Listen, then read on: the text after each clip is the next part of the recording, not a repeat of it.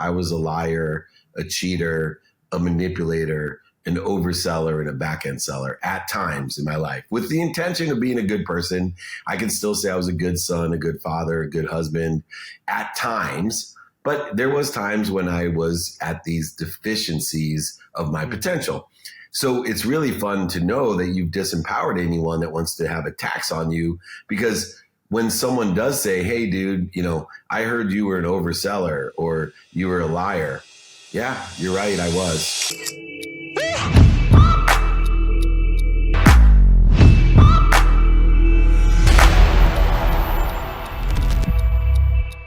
All right, everyone, welcome back to another episode of the 1% Podcast. I'm your host, Vin, and I'm Shane. And today we have a very special guest, a mentor, a friend, a business guru, one of the most influential men in the world, Mr. David Meltzer himself. David, wow. Thanks for joining us.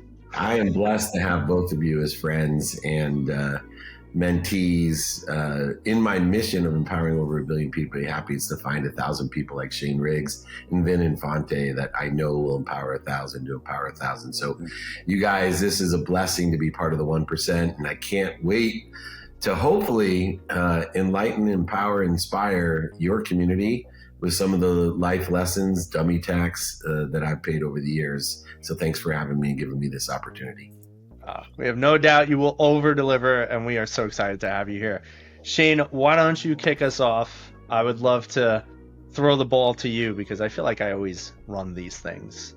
So Dave's been a friend and a coach for years now, and I definitely attribute a lot of my success to you, Dave, and thank you. You've definitely been helpful in your guidances, in your investment picks. So thank you for that one. We got to talk a little bit later about that one too, because very well. Anyways, I owe a lot of my success to this man right here. And Dave, I feel like the videos that I follow, it says you really weren't successful virtually, socially until you failed, until you actually became bankrupt. Then actually people started relating with you and following you and wanting you because they saw this rebuild. I mean, how is that? Can you walk me through this a little bit? Yeah, I think it stems from an overused and a misunderstood term called authenticity. And that has been overused and misunderstood for years within the traditional marketing spaces. When I ran the most notable traditional sports agency and sports marketing company with Warren Moon, that term was misused and overused so many times. When I started to understand why people either felt strongly in agreement with me or strongly in disagreement with me, which is the indicator of success when it comes to the influence or influence of others. Because if people feel strongly about you, whether in agreement or disagreement, you're going to resonate with them. And in order to achieve that type of conduit, connectivity, connectedness of this infinite, abundant, unified system, we have to truly understand 3 things about ourselves. 1, our skills. And when I started to take inventory of what skills I actually had, needed, wanted to develop, knowledge of who and what, and then finally, how to encompass our desire. Because the common denominator of the thousands of successful billionaires, millionaires, entrepreneurs, celebrities, athletes, and entertainers like yourselves, the common denominator was this desire that you must be what you can be. And so when I lost everything, no longer was I a surface player stuck in a gap of wanting people to think I am. I started to relate to other people with who I actually was, who I am. And by taking inventory of the skills, knowledge, and desire and articulating through vulnerable stories and lessons of losing everything, overusing and abusing drugs and alcohol, surrounding myself with the wrong people and the wrong ideas, allowing my ego to interfere with my higher self and my potential. When I started to be able to articulate the true David Meltzer of who I am, I then started to resonate with people as a conduit of, wow, I really agree with this person. or I seriously disagree. Both, as Howard Stern has proven for decades now, is the secret to influence, and success. I have goosebumps. I don't know about you, but I think there's something to be said just about being true to yourself and, really realizing that, because I think we're all trying to live that motto and mentality of just being true to yourself, finding who you are, finding the skill sets of what you can actually offer to this world. And that's what I continue to learn from you on a, daily, weekly, monthly basis. So just super excited again to have you on here, but very powerful right off the bat. Yeah, I love it, man. I think, Dave, you bring up such an important point, because at the end of the day, your vulnerability becomes your invulnerability. Once you completely own that, nobody could ever use it against you. And I think that's why there's so many frauds, quote unquote, in the world, because it's people that are hiding and unwilling to own things. And so when you finally put it all out there, people see you as a powerhouse. It's like, I can't even hurt this guy. He already just said what his biggest flaw was. Like, what am I going to do? Tell him, haha, I heard you on a podcast. So I love how you disempower people in the most empowering way. It is super powerful. Think about the fact that, self-admittedly, I had lessons to learn. And at times in my past, I was a liar, a cheater, a manipulator, an overseller, and a back-end seller at times in my life. With the intention of being a good person, I can still say I was a good son, a good father, a good husband at times. But there was times when I was at these deficiencies of my potential. So it's really fun to know that you've disempowered anyone that wants to have attacks on you, because when someone does say, hey, dude, I heard you were an overseller or you were a liar. Yeah, you're right. I was. Now, there was no time frame in that. And he may be referring to something that happened last week.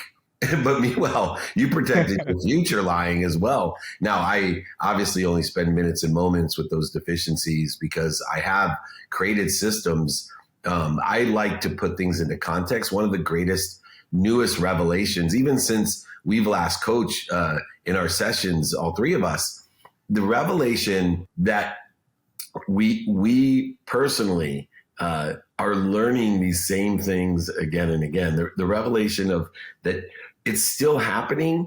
It's just the minutes and moments that we spend in these deficiencies, because it's just a reaction to fear, and fear is omnipresent. And so for me, I stopped trying to figure out what I'm afraid of, and I really primarily focus in on my reaction to fear. I don't care what I'm afraid of. I got womb trauma, toddler trauma, infant trauma, tween trauma, teen, 20s, 30s, 40s, and 50s traumas now. I don't know what I'm afraid of. And I know, Vin, you deal with this as a profession, helping people address or identify fear. I say, let's identify how I react to fear, because when I'm pissed off, I know it instantly. It's obvious to me, and I know one cure. The less amount of time I spend pissed off or worried or resentful or guilty, inferior, superior, separate, the more time I'm spending in the right divine direction with more power. And so this disempowerment and utilization of being truthful with ourselves, taking inventory with ourselves. One other aspect, guys, if you take inventory of your authentic self, I call it your essence. If you know your essence, now you can align your essence with jobs, careers, investments, industries that are doing well, that are stable, or you think is going to do well. And now you're maximizing the opportunity of the past, present, and future in one, and creating a better direction, a divine direction to handle the detours, to make those divine, and get a better capacity to handle divine time instead of man-made constructive time, which nothing ever happens in man-made constructive time soon enough. It sounds like this comes from years of experience. One, you wear everything like a badge of honor, like nothing's going to penetrate this, this suit of armor that you have here. But if something's going to bother me and it's not going to take me down a bad path, does this come from just years of experience and analyzation? Like, what's some tips or tricks you can give if something is, bothering me and it's not going to ruin my whole day, or going back to my 9 to 5 and not letting me just wear down my whole thing? What's some advice that you can give? The best advice I give is a mechanism that I've learned over all these years. So I used to try to out-logic the reaction to fear. So if I was worried, I'd say things to myself, and Ben, you probably get this from your clients. let it go, let it go. It's okay. That never works. Logic does not work with emotion. They're in two different frequencies. And so I used to try to resist the reaction. I would try to overcome it, go around it, through it, lie to it, cheat it, deny it, as Vin will tell you is a big mechanism. People just try to deny their emotions. What I've learned is this: when your mind, body, and soul are on fire, in the instant and obvious reaction to fear, instead of trying to resist it, go over it, under, through it, around it, lie to it, manipulate it, cheat it, deny it, stop. Stop, breathe through your nose, out through your mouth, drop down to center, get to ease, dissipate the dis-ease that emotion, that reaction to fear has created. And now you're in a position to move in a divine direction, a trajectory of your higher self, your potential. In other words, when your mind, body, and soul are on fire, you got to stop, drop, and roll. And that's, to me, the best mechanism that I've utilized in order to effectuate that. One of the other things is put things into context. So many people are worried about content. I don't even consider myself a content creator. I'm a content capturer, and I then put it into context so other people can create the content from the captured content and context that I give it in order to effectuate more value for people that are aligned contextually with the content that I've captured. The editors, producers, directors, those guys are creatives. They can create content, but I'm a content capturer and a content contextualist. That's where I think I make a difference and separate myself from a lot of the content creators, influencers. I'm an influencer. I'm putting people in the flow. They're putting people into the flu, creating dis-ease. I feel like you have a side rap career that's going on here because you're just spitting for days here. That's amazing. I love it. I have a question for you too, because obviously a lot of what you're talking about is awesome, and it is so noteworthy to understand the amount of personal development that has to go into success in this world. One of the things in our time of coaching and mentorship that you've always taught me that I think I had struggled with was being able to build relationships with other people. I know one of the biggest things that you have is phenomenal relationships. You're extremely intentional with that. Can you share with our viewers, because I think this is another part of like business success, right? Is what is something you found to really help you become successful in connecting with others, building these powerful relationships? How do you get out there and do that? I use an open-minded question guide, knowing the only way to build a community, to build relationships, is to provide value and to ask for value.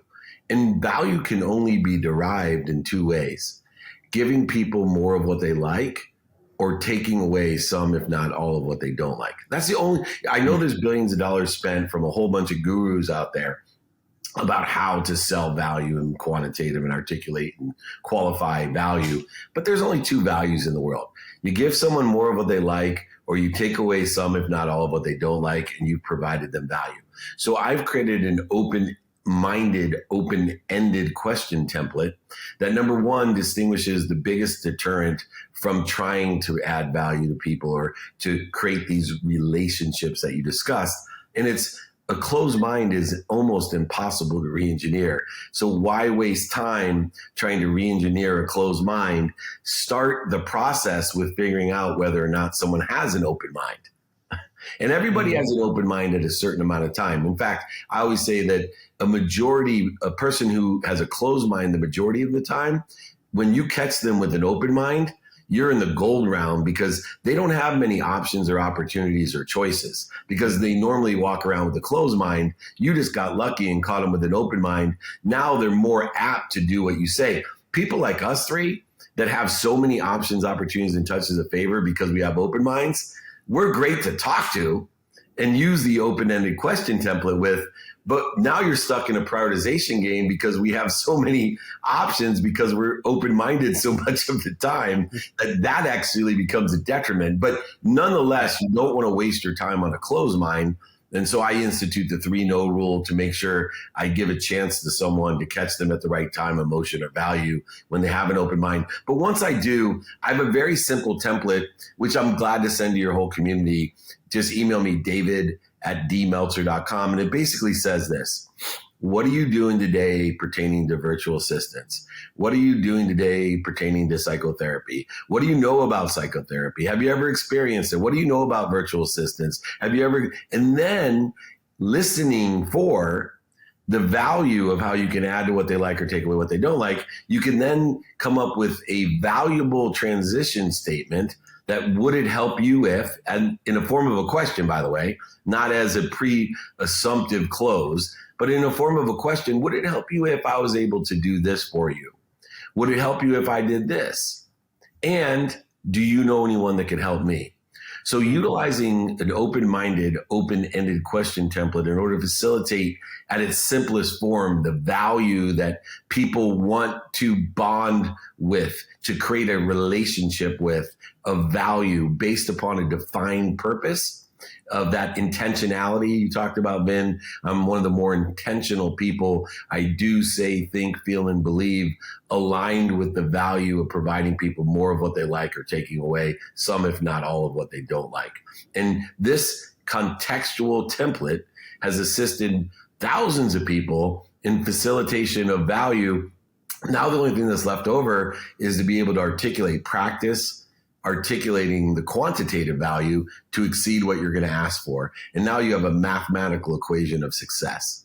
You know, one of our, I'll throw it to you in a sec, Shane. I just gotta validate how much Dave had a great conversation with me. One of our favorite, or my favorite conversations with you, Dave, was that time I was telling you about. There was this person who was interested in working with me, but they weren't answering. And you were saying, kind of just as you were given to our audience, message them 3 times and then say this isn't the right time and disqualify them. And it's always so funny because I think I resonate with that a lot more, where myself and probably most of our listeners can also agree. You hear something so different on Instagram, all these other people like, no, you have the keys to the kingdom. You have to sell them. You have to get that person to buy your product and understand you're the one that can help. And you're just like, let them know you're not interested in working with them. And I've found so much more ease in my life using your method. And I've always appreciated that and always held on to it. So listeners, you have to take this man's advice on his sales methodology because it is a game changer. Tony Robbins talks a lot about an elevator pitch. When you go into a room and you go into a networking event, that you have 30 seconds to capture somebody's attention. However, that's just explaining this is who I am and this is what I do. You've expanded that elevator pitch to add value to yourself and also add value to asking them a question about almost what their needs are within 30 seconds. So you've expanded a Tony Robbins elevator pitch methodically. It made me think, I was like, oh my God, this is way better than what I've been saying for the last 30 seconds as a quick intro to somebody.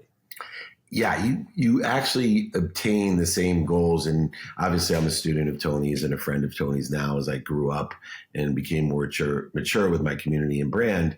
But understanding the 2 components of what we do and how we do it, which is 1, credibility. Most people don't remind themselves that credibility is the most important part of the elevator pitch, meaning that if you were 100% credible, people would do everything that you said. Now, that's almost a physical impossibility to be 100% credible. Then the second is that emotional attachment. I just came up with a greater mechanism to find out what people like and don't like and give them more of what they like and take away what they don't like. Because people buy on emotion for logical reasons. We stimulate interest with that emotion. But if you're not credible, that emotion will actually drive someone in the opposite or polar direction.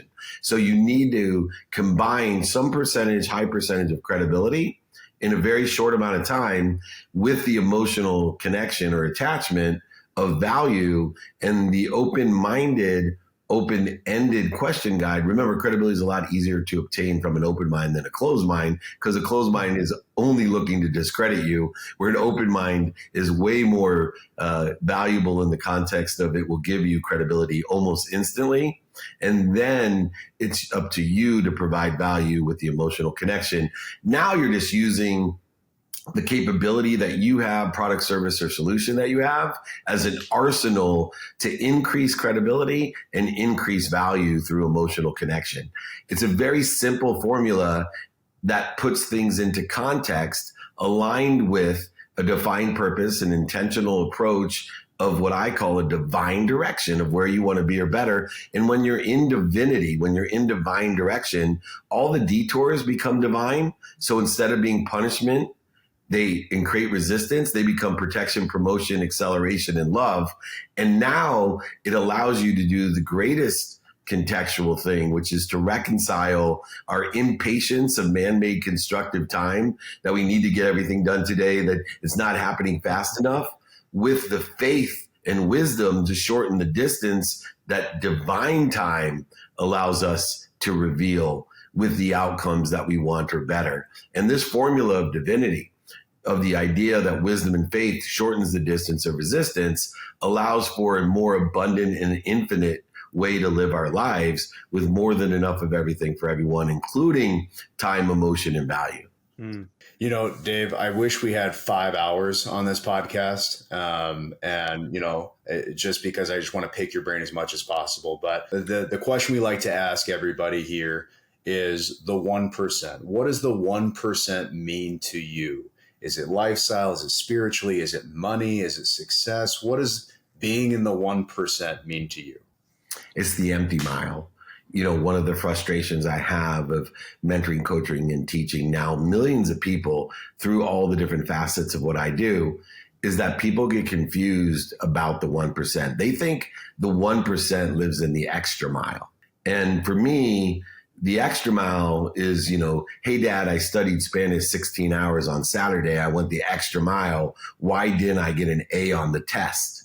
Well, people use the extra mile, which is not the 1%, the extra mile to justify why they're not where they want to be. See, the 1% are the empty milers. The empty milers go counter to human nature and counter to human intuition because they're committed to a consistent, everyday, persistent, without quit pursuit of their potential, not what other people think, not what's missing and not what you don't have.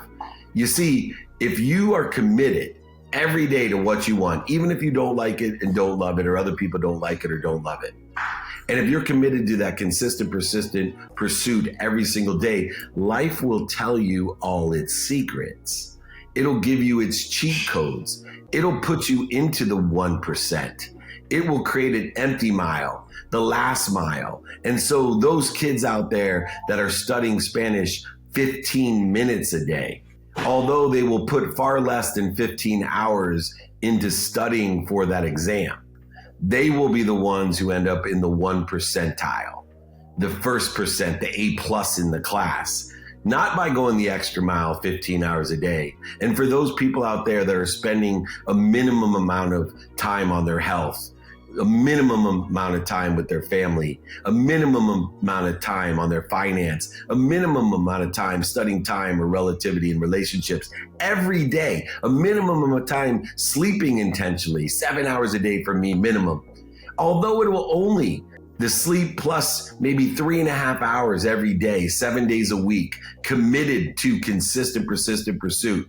90% of your success will come from that, and you'll end up in the 1% of it, while you still get 14 hours of variant behavior of doing whatever the heck you want, with whoever you want, whenever you want, and still live in the empty mile by creating non-negotiable priority activity that is most important to you every single day. So live the empty mile, be a 1%er, but go against human nature. Know that the simple things to do, like saying thank you, 0.1 seconds and it's free, are simple not to do, meaning to commit to doing them every single day. And when we can reconcile the anti-intuition in human nature that exists with our resistance of doing shit every single day, the same thing every single day, you will end up in the empty mile and be a 1%er. It's like nonstop goosebumps like this entire time. I feel like I was in a paid audience. Like this is what it is. Like I just want to cheer and chant this one. Like the the vibes, the spirits, like I just feel like you live and breathe in, like this is you, like just naturally and raw. And Dave, this is phenomenal. I'm hoping this is part one of like 5,086 on the podcast. This shit was amazing. Excuse my language. It was just, I'm feeling it now. I got to go like run a mile at this point. Like, James inspired. You got them all riled up, David. I love it, guys. Well, there's no one else I'd rather be with. And please invite me back. I also would love to have you guys on some of my shows. And also, as always, invitations, not obligations. Love for you to show up when you can. We do a lot in Vegas, obviously a lot in New York. So you're always invited, not obligated, to be a part of our community and allow yourselves in person to then be amplified and modified, perpetuated with the contextual, consistent behavior in your essence that we need to share with the rest of the world. Two of my favorites. I would be here anytime. Vin and Shane, thanks for having me on. Thanks a lot, David. And David, before you run, where can people find you? How can they get in touch with you? Where should they follow you? Everyone needs to. So let them know. Email me directly. I'd love to sign a book, send it to you, pay for shipping and the book. I have all these. I'll send you the open-ended question template, david@dmeltzer.com. Put it in the notes, david@dmeltzer.com. If you forget everything, just remember my name and Google me. I'm blessed to be pretty available on every platform, which is David Meltzer. Just Google me. You'll find somewhere to interact with me. Reach out. Remember, the best piece of advice I can give is ask for help. In other words, when you ask for help, you're being kind to your future self. When you ask for help, you're being kind to your future self. Two greats, Vin and Shane. I love you guys. Thanks for having me. Thank you, Shane. Everybody, you heard it here. Go follow our man, David Meltzer. Please like, follow, subscribe, share, and connect with him. And leave us a comment. Let us know how much you love him. Have a great day. Thanks, guys. See you, Dave.